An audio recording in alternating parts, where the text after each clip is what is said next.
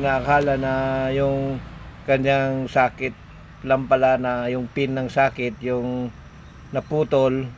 Kala natin doon sa backlight, kaya bubuksan pa natin yung screen dahil titingnan.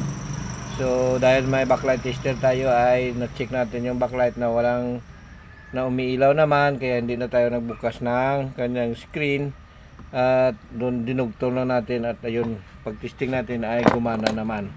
So maraming salamat sa walang sawang suporta, at naway patnubayan tayo ng Panginoon sa lahat ng oras, at sana'y hindi tayo mawala ng pag-asa sa araw-araw natin na pamumuhay. Maraming salamat. Bye-bye.